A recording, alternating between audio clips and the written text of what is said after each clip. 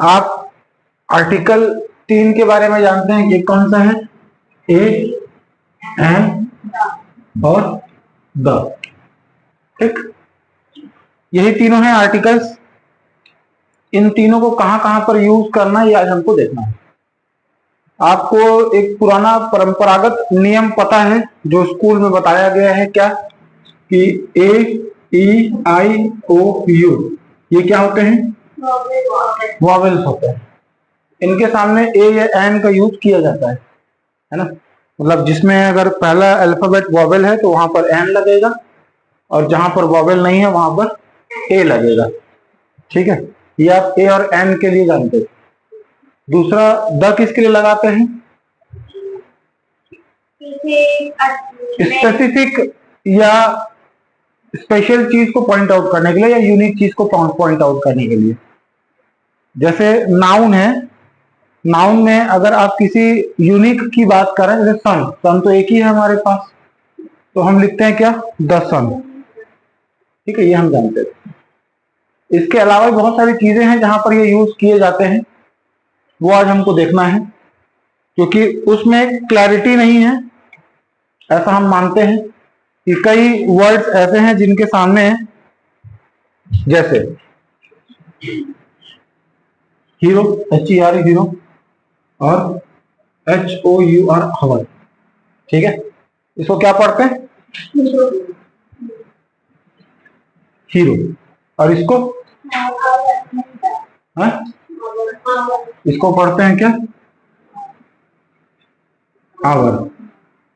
ठीक है, तो इसको क्या पढ़ते हैं?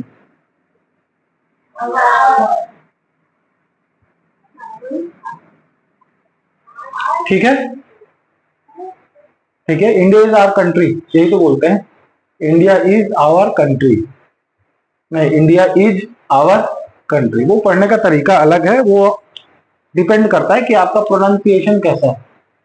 ठीक है, चीजों को सही तरीके से पढ़ना है, ये तो मैं आपको शुरू से ही बताते आ रहा हूं, क्योंकि जब तक सही तरीके से नहीं पढ़ेंगे आपकी इंग्लिश कभी नहीं सुधर सकती। ठीक, इसके सामने आप लिखते हैं अ हीरो, जबकि इसके सामने आप क्या लिखते हैं? An hour. ऐसा है, ऐसा करते हैं ना। तो दोनों तो एच से चालू हो रहा है, यहां पर वॉवेल भी नहीं है और यहां पर वॉवेल भी नहीं है, फिर भी आप एन यूज कर रहे हैं, ऐसा क्यों? ठीक, तो इन्हीं रूल्स पर हम बात करेंगे, जिससे हमको आर्टिकल कहां पर यूज करना है इस पर लेकर के थोड़ी सी क्लैरिटी आएगी। ठीक है, तो फिलहाल आप ये मान के चलिए कि ये वॉवेल जैसा जो चीज है, वॉवेल तो है, लेकिन उस वॉवेल का यूज कैसे हो। ठीक है, चलिए स्टार्ट राइटिंग। सबसे पहले लिखेंगे use of a, use of a और एन, ये हेडिंग डालिए आप।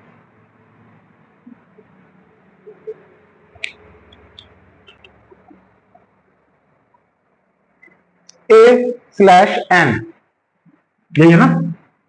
ए स्लैश एन, इनको क्या कहा जाता है?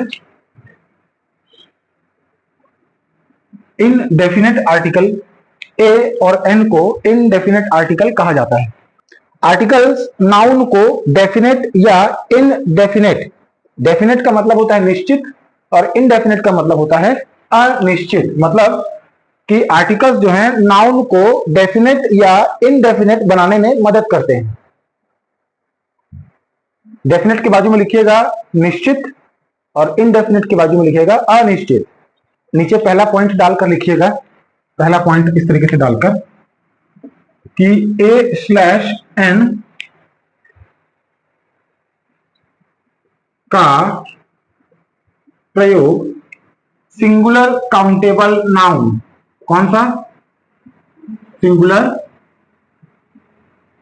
Countable noun. ए एन का प्रयोग सिंगुलर काउंटेबल नाउन के पहले किया जाता है।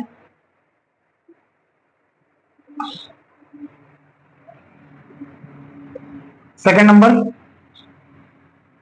ए का प्रयोग, ए का प्रयोग सिंगुलर काउंटेबल नाउन, ए का प्रयोग फिर से वही सिंगुलर काउंटेबल नाउन जो किसी कॉन्सोनेंट से शुरू हो, जो किसी कॉन्सोनेंट, ये सिंगुलर काउंटेबल नाउन जो किसी कॉन्सोनेंट मतलब वो ए ई आई ओ यू को छोड़कर, ठीक है ना, बाकी जितने भी आएंगे उनके सामने ए का प्रयोग किया जाता है। लिख लिए। थर्ड पॉइंट,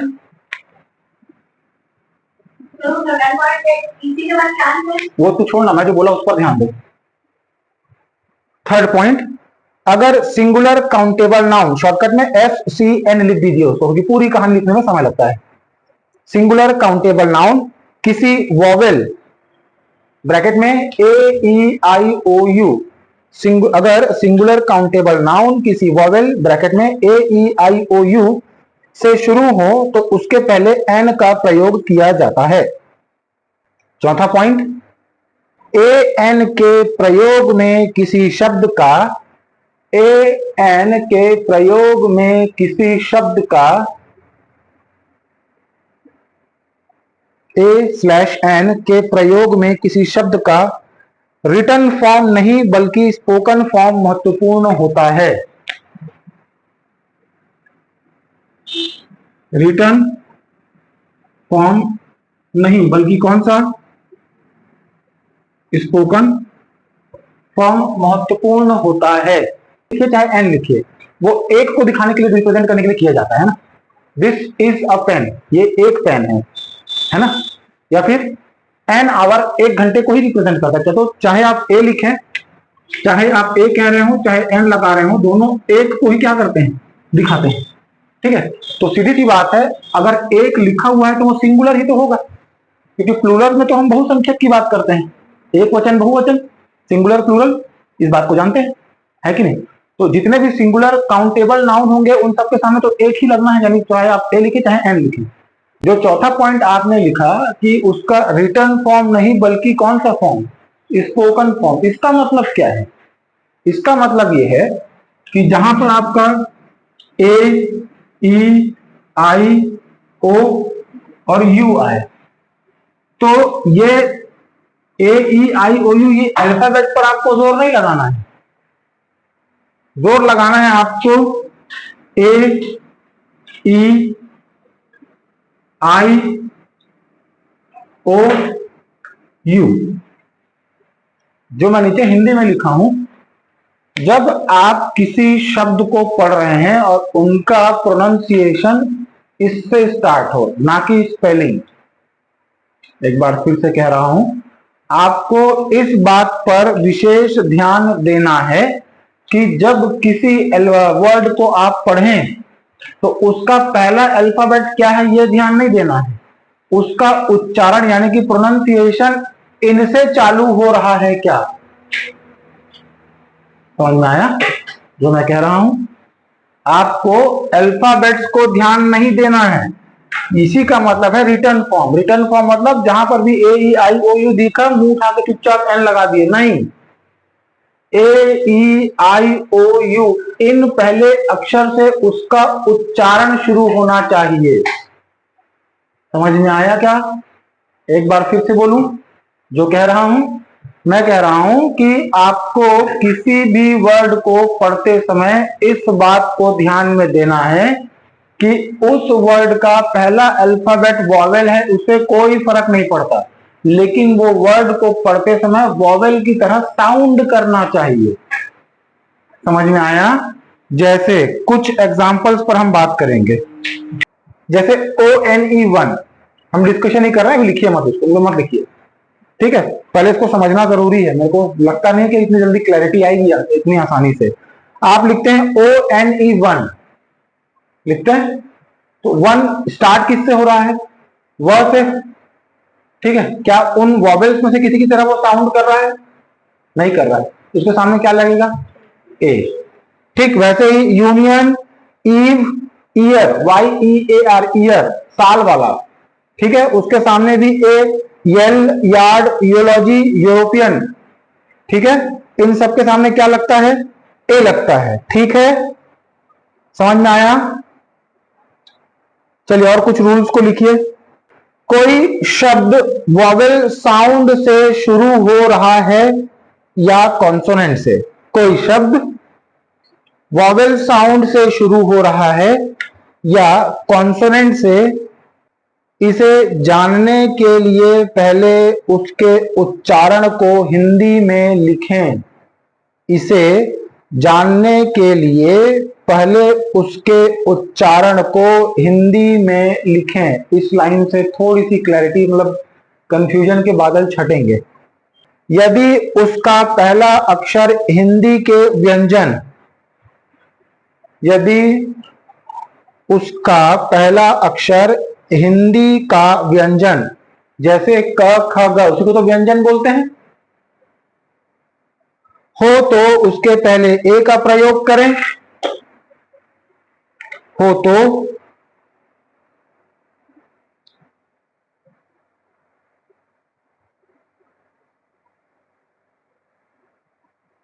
यदि उसका पहला अक्षर हिंदी का स्वर, यानी कि क्या आ ई वाला होता है, एन का प्रयोग करें। इसका मतलब ये कि आप भूल जाओ कि इंग्लिश में वॉवेल या कॉन्सोनेंट देखकर ए या एन लगाना है। ठीक, आपको ध्यान किस बात का रखना है कि अगर आप प्रोनाउंसिएशन स्टार्ट कर रहे हैं और आपको लगता है कि जब हम उसको पढ़ रहे हैं तो हिंदी का स्वर से शुरू हो रहा है, जैसे इसको क्या पढ़ोगे भाई, क्या लिखा है ये, इसको FIR,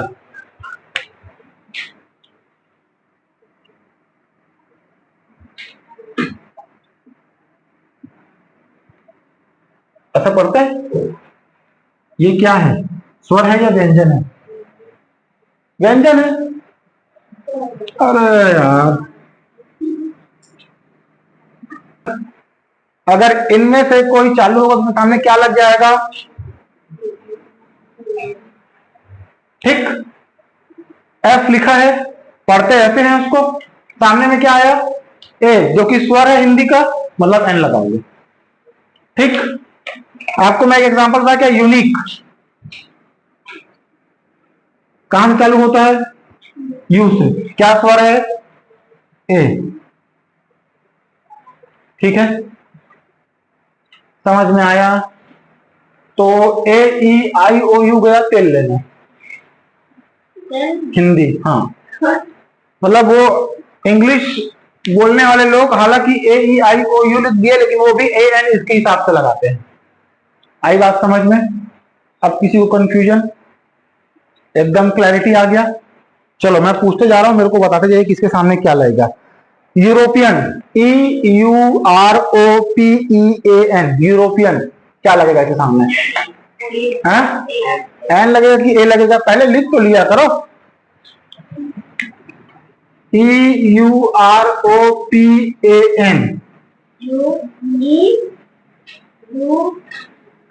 क्या लगेगा इसके सामने, ए या एन? एन नहीं लगेगा, ए लगेगा। अब तक लिखते आए थे तो गलत लिखते आए थे। IEAR, ईयर है, इसको लिखते ईयर है, इसके सामने क्या लगेगा? बताओ बताओ, दिमाग लगाओ। हैं? क्या पढ़ते हैं इसको? ईयर पढ़ते हैं, पक्का?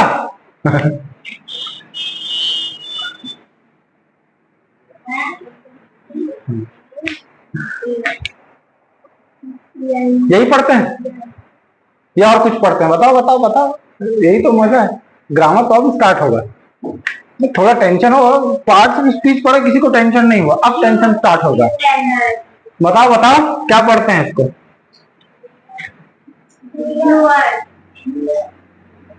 ये तीनों में कौन सही है मेरे को बताओ, इसको जो पढ़ते हैं हम, इन तीनों में कौन सही है?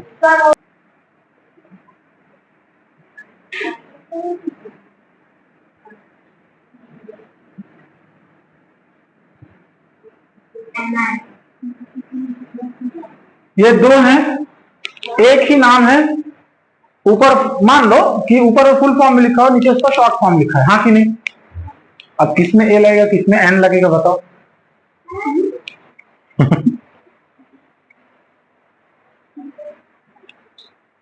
किसमें ए लगेगा गौरी, किसमें एन लगेगा? ऊपर वाले में क्या लगेगा? एन, ऊपर वाले में एन, और नीचे वाले में बताओ बताओ बताओ, इसको क्या पढ़ेंगे आप? ऊपर वाले को हाई, और नीचे वाले को HE स्कूल पढ़ेंगे ना उसको, और ऊपर वाले को हाई इंग्लिश स्कूल पढ़ेंगे।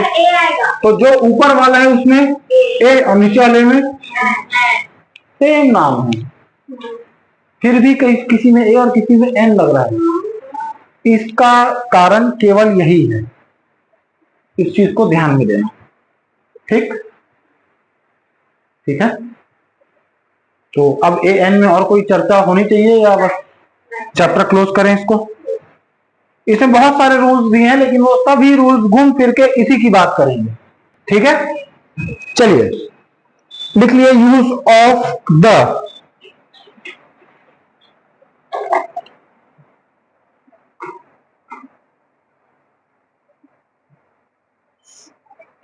पहला नंबर डाल के लिखो, सुपरलेटिव डिग्री के पहले द का प्रयोग होता है।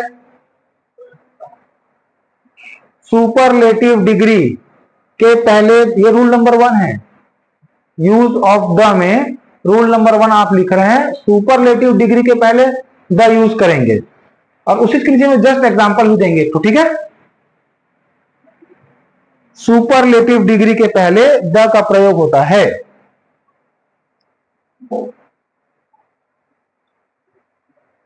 नीचे में उसका एग्जांपल लिखिए, Anu is the best girl in the class. वैज्ञानिक आविष्कारों, साइंटिफिक इन्वेंशन, हिंदी में वैज्ञानिक आविष्कार, और इंग्लिश में साइंटिफिक इन्वेंशन, इनके सामने हमेशा द लगता है। लिखते जाओ लिखते जाओ लिखते जाओ, बहुत इंपॉर्टेंट है ये, इसी को तो सीखना है। पूरा ग्रामर पढ़ के ए एन और द इस्तेमाल करना नहीं सीखे थे, फिर तो कलंक है तुम्हारा ग्रामर पढ़ने पे, हाँ कि नहीं?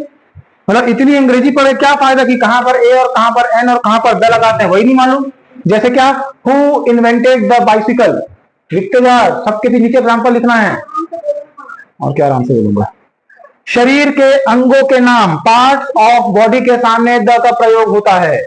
लिखो, क्या क्या लिखना है? शरीर के अंगों के नाम यानी कि पार्ट्स ऑफ बॉडी के पहले द का प्रयोग होता है। जैसे क्या, he hit me in the face, उसका पेट दर्द दे रहा है, कैसे बोलते हो? हिज स्टोमक इज पेनिंग, ऐसे ही बोलते हैं क्या? He hit me in the face. ठीक है, उसके बाद म्यूजिकल इंस्ट्रूमेंट के सामने द का प्रयोग होता है। अगला नंबर करके रूल नंबर डालते जाओ, लिखते जाओ एग्जाम्पल के सामने। पहला नंबर में क्या लिखे? सुपरलेटिव डिग्री, सेकंड नंबर में साइंटिफिक इन्वेंशन, तीसरे नंबर में पार्ट ऑफ बॉडी, चौथे नंबर पर music instrument.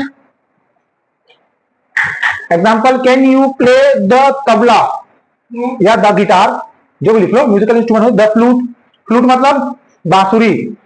Can you play the tabla, और आप लगा लो उसके सामने गिटार या कुछ लिखना, लिखो तो समझ आता, तबला तो फिर गिटार। ठीक है, गिटार की स्पेलिंग होती है GUITAR, गुइटार ऐसा लिखते हैं लेकिन पढ़ते गिटार है। ठीक है, अगला लिखिए,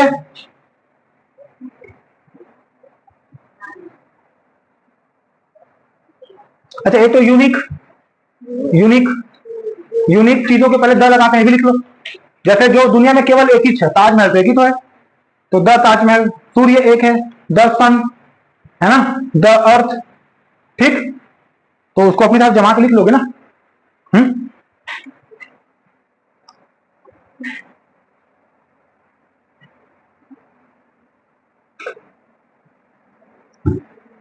अगला नंबर डालिए, जब किसी की तुलना किसी विशेष हस्ती से की जा रही हो तब भी उस विशेष हस्ती के सामने क्या लगाएंगे? द। जैसे ये हमारे मोहल्ले का सचिन तेंदुलकर है, he is the Sachin Tendulkar of our mohalla. तो सचिन तेंदुलकर से तुलना की है ना उस आदमी की, तो सचिन तेंदुलकर के नाम के सामने क्या लगाएंगे? द। बाकी ऐसे तो नहीं लगाते, ओ भाई साहब द सचिन तेंदुलकर, ऐसे तो नहीं बोलते उसको। लेकिन जब उसकी तुलना आप किसी और से कर रहे हैं, है ना, जैसे तो हमने कंपेरिजन, चाहे किसी आदमी से कंपेरिजन करो, चाहे किसी जानवर से कंपेरिजन, किसी से भी कंपेरिजन करो, तो उसके सामने क्या लगा देंगे? द। ठीक है, ठीक है, समझ में आया कि नहीं आया? हंस मत, तेरे को भी कंपेयर कर डालूंगा फिर मैं। गौरी कब से फड़फड़ा रही है, मेरे कुछ कंपेयर नहीं कर रहे हैं, सबको बोल डाले। लिख लिए? जैसे the Tendulkar, the Dara Singh, the Newton, the Lata Mangeshkar, ये कब? जब उनकी तुलना आप किसी और से कर रहे हैं। ठीक है, एग्जाम्पल भी लिख लिए ना, he is the Tendulkar of our team, ये हमारे टीम का तेंदुलकर है। मतलब आप क्या बताना चाह रहे हो कि भयंकर ठोकता है। लिखते जाइए। धार्मिक समुदाय, the Hindu, the Muslim, the Christian. उसके बाद महान ग्रंथ, the Veda, the Ramayana, the Bible.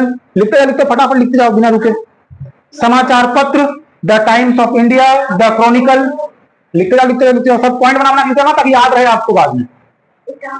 उसके बाद राजनीतिक दल, the Bharatiya Janata party, the Congress. उसके बाद संगठन, द विश्व हिंदू परिषद, द आरएसएस। नदी, द गंगा, द ब्रह्मपुत्र। नदी, नहर, सागर, महासागर, खाड़ी, द बे ऑफ बंगाल। ऐसे लिखते हैं ना, द बे ऑफ बंगाल को लिख, द बे ऑफ बंगाल। उसके बाद नहर में the Panama Canal, the Sharda Canal. सागर में the Red Sea, the South Sea, the Indian Ocean. महासागर में the Atlantic Ocean, the Pacific Ocean. उसके बाद हवाई जहाज में the Emirates, the IndiGo, the Jet. उसके बाद समुद्री जहाज में द विक्रांत, द टाइटैनिक। मिल जाएगा ना ये सब तो तुमको। उसके बाद रेलगाड़ी में द राजधानी एक्सप्रेस। सरकारी विभाग, हाँ द वंदे भारत लिख ले। तेरा पेन, तेरा कॉपी, जो इच्छा वो लिख, किसने रोका है? उदाहरण चेप दो जो अच्छा लगे। सरकारी विभाग यानी कि पोर्टफोलियो पे भी the Ministry of Defence, the judiciary, the executive, the legislative. 10वीं पढ़ोगे।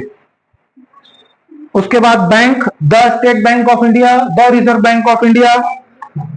उसके बाद मरुस्थल, the Sahara, the Thar, the Arabian Sea. उसके बाद नेशनलिटी वाले वर्ड्स, जैसे कि क्या? The Indian, the American, the Japanese, the Pakistanis, the Europeans, the Asians. ठीक है, किसी देश के नाम के सामने भी क्या लिख सकते हैं आप? द लगाते हैं, इंडिया देखिए तो द इंडिया। इतना सारा लिखवा है, इसका क्या मतलब समझे आप? आपने जितनी भी चीजें लिखी हैं, अगर वो यूनिक है तो द लगेगा। अगर किसी स्पेसिफिक चीज को बोल रहा है, this is the pen I was looking for, यही वो पेन है जिसको मैं खोज रहा था, तो आप इसी पेन को पॉइंट कर रहे हैं, तो दिस इज द पेन, तो द लगाए ना। मतलब क्या? कोई यूनिक चीज को अगर आप पॉइंट कर रहे हैं, चाहे वो मतलब वो हमेशा अकेला ही है, तो उसके सामने द। रामायण तो एक तो है, तो द रामायण। इतना सारा जो लिखाया न्यूज़पेपर, ये वो सब तुम लोग को परेशान करने के लिए जानबूझ के। तो कोई भी यूनिक चीज हो या किसी चीज को आप स्पेसिफिक बनाना चाह रहे हैं, तो उसके सामने आप क्या लगाएंगे? द। ये एक मूल मंत्र है द लगाने के लिए। ठीक, समझ में आया क्या? जैसे त्योहार हो, मौसम हो, तो the winter, the summer, the Diwali, the cow. याद आया? तो आप सिर्फ एक विशेष गाय पर पॉइंट कर, द काउ, द गुल्लर। ठीक है, समझ में आया? तो अब से ए एन और द का प्रयोग कर लेंगे, धूमधाम से कर लेंगे, कोई समस्या नहीं। पर घर जाके ना इस चीज को प्रैक्टिकल करना आप, और ऐसे वर्ड्स ढूंढना जो हालांकि ए ई आई ओ यू से चालू होते हैं, लेकिन उसके सामने ए लगता है।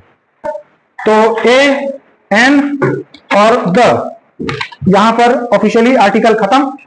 ठीक, आज आप लोग के लिए कुछ काम है, ठीक है ना, तो यहीं पर खत्म, आर्टिकल वाला चैप्टर क्लोज। इसके बाद जो अगला पार्ट हम स्टार्ट करेंगे वो है टेंस।